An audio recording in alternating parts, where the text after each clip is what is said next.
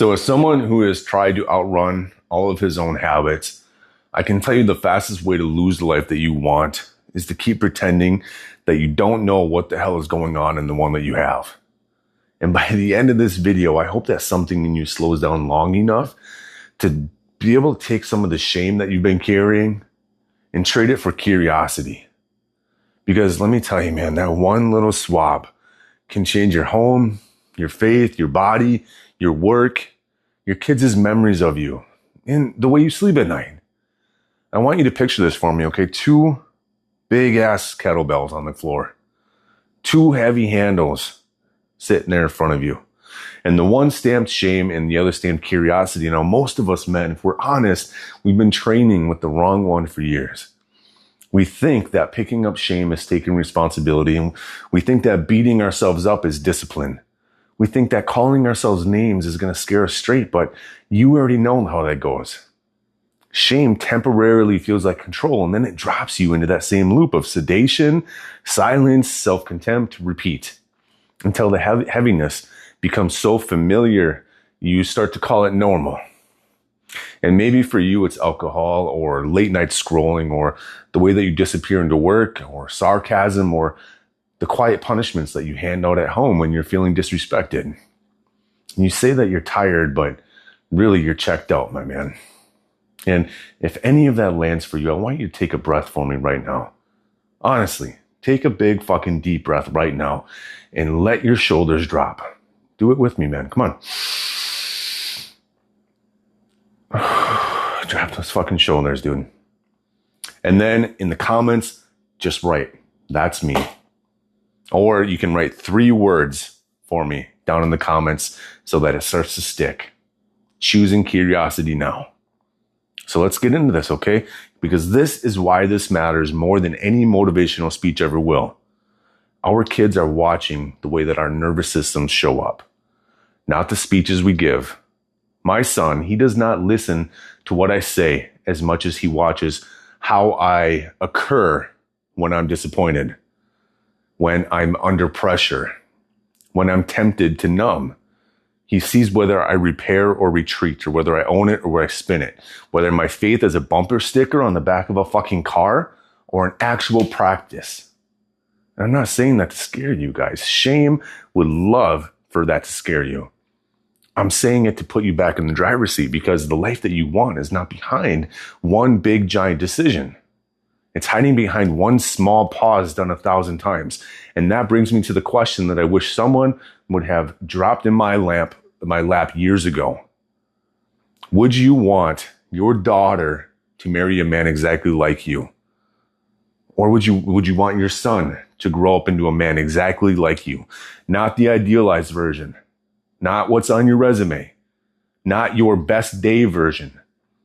Would you be proud if your daughter married the way that you show up under stress? And sit with that. No flinching, no spiritual platitudes, no defensive cross-examination here, lawyer man. I'm not asking for a confession. I'm asking for clarity, because clarity is not cruelty. It's kindness. I'm trying to be kind to you, man, because I love you. Can you get that? And if an answer rolls in you fast with that question, don't push it away. If you're willing, put a single line in the comments, okay? Either put yes or put not yet. And if it's not yet, good for you, because that's an honest start. You see the temptation right there is to grab shame because it's the heavier handle and it feels like real work. But shame is a centrifuge, and it'll spin you and spin you and spin you until you can't tell up from down anymore. And then it drops you into the same sewer that you've been promising to climb out of. Curiosity, on the other hand, it looks lighter and softer, and your ego is going to call it weak.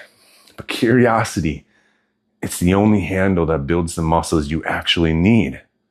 Muscles like awareness, honesty, real choice, repair, repeat. Shame says that you are what you did. Curiosity asks, what is underneath what I did? Shame will drag you back to the courtroom, and curiosity is going to walk you into the lab. Shame is a verdict. Curiosity is an autopsy plus a blueprint. You guys, this is how we pick it up in real life.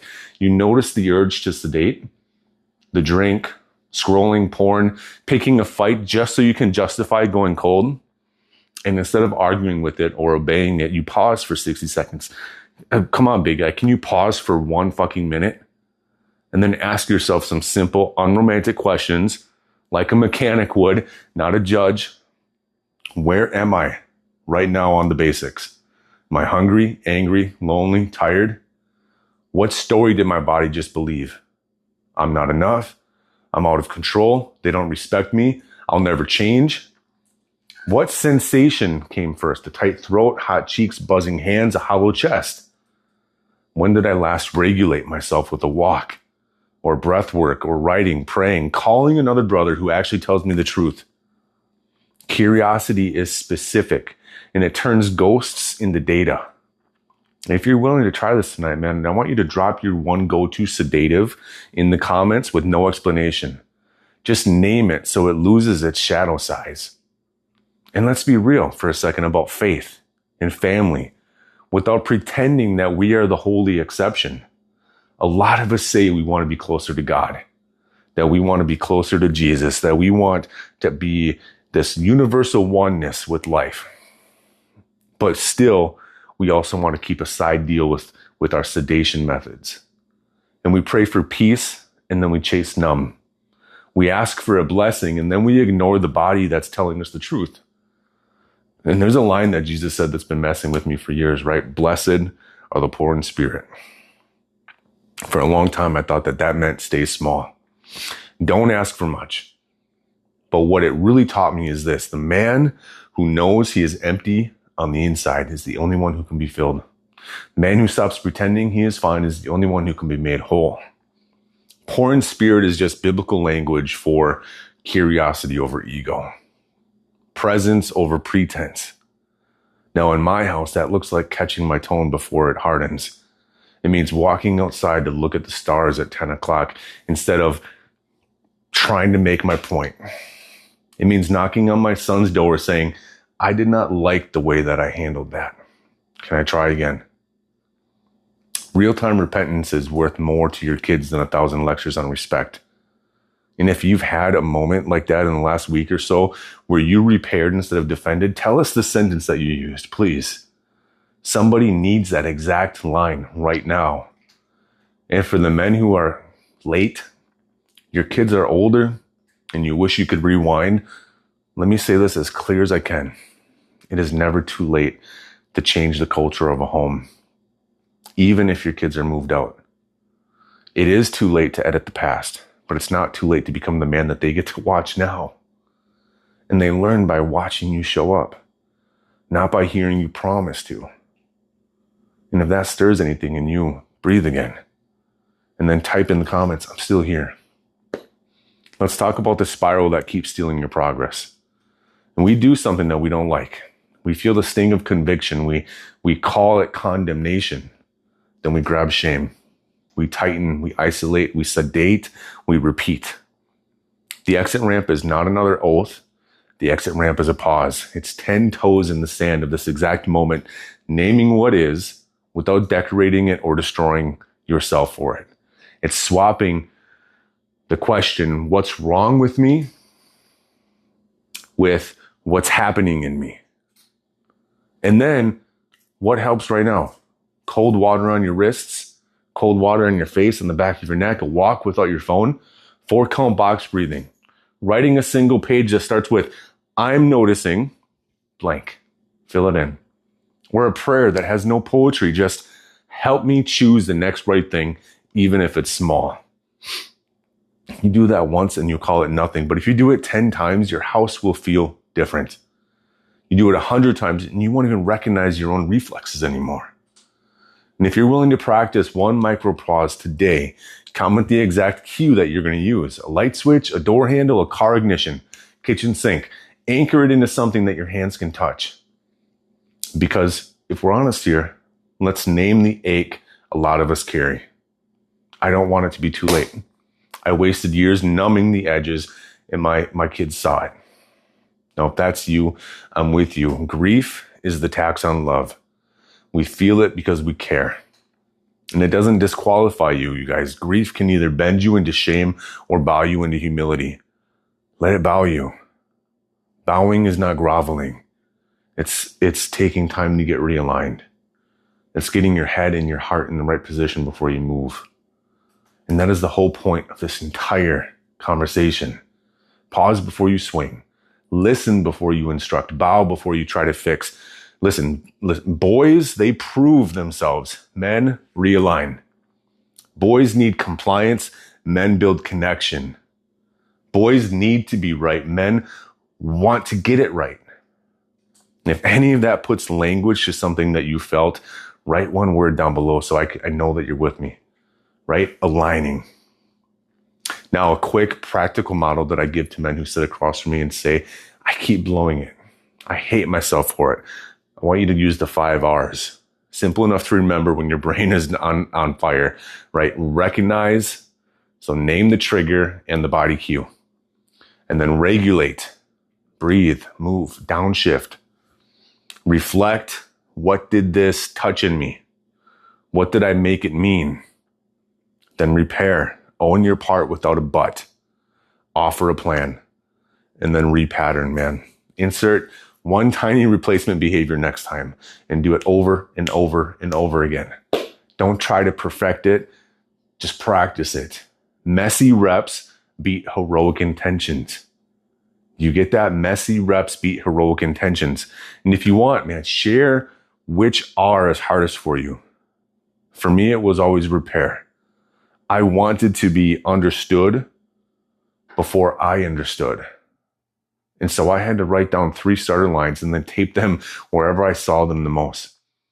I'm noticing that I got defensive and I don't like how that felt. Or I care about you more than I care about being right. Can we restart? Or I need 5 minutes to downshift so I don't make this worse. Steal one of those if you need to. I mean, come on.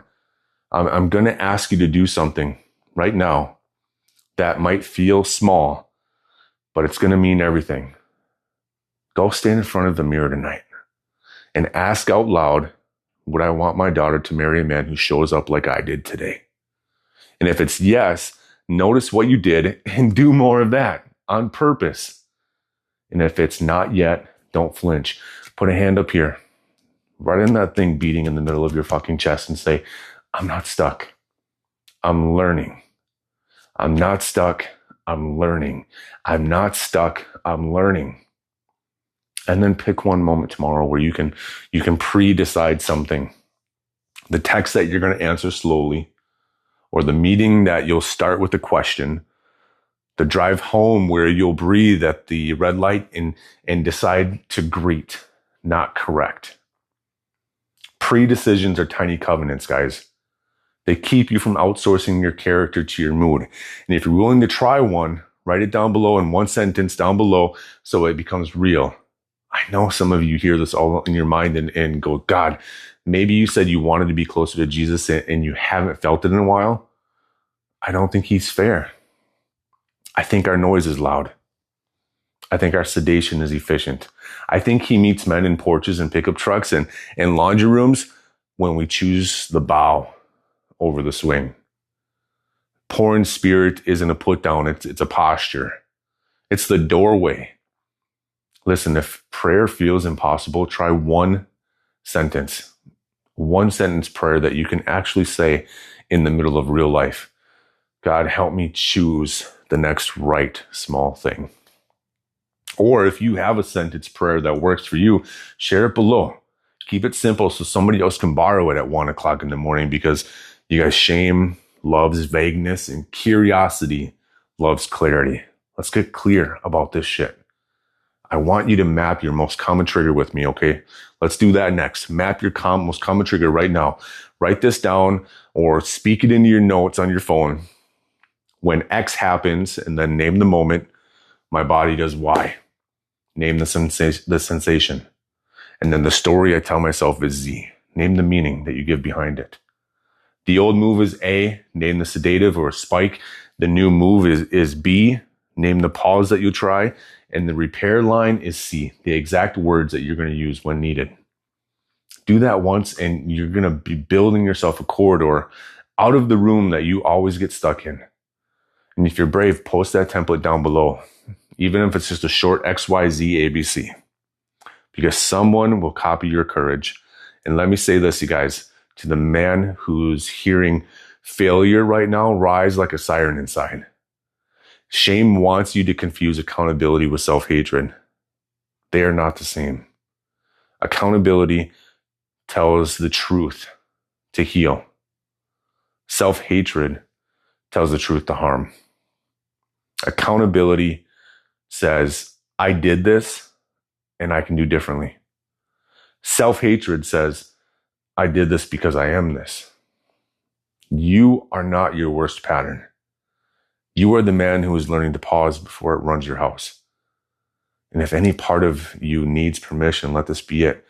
If you are allowed to change, you are allowed to repair. You are allowed to become the quiet, the steady presence that your people can lean on. And if you're with me, whisper it under your breath or write it out loud, like down below in your notepad or whatever it is that you're using right now. I'm allowed to change. And one last picture to carry into your week ahead. Those two handles on the floor will be there every day. Shame will always look heavier and more serious, like the responsible choice. Curiosity will look too gentle to matter. Pick it up anyways. Stand there with 10 toes in the sand in the truth of your life and ask simple questions. Breathe, bow, then act. The men that our sons want to imitate and our daughters feel safe around are not perfect men. They're practicing men. And they don't swing first, they listen first. They don't hide, they repair. They don't numb out, they turn toward. And if something in you woke up while we've been talking, don't let the algorithm swallow it, please. Put one sentence in the comments that names the shift that you're making today. And if a friend came to mind who's been carrying all this alone, send this to him with 4 words. Hey, I'm in this too. We're not meant to do this work by ourselves, guys. And the culture of our homes changes one bowed head, one steady breath, one honest repair at a time. And you can do this. You can stand there and take it.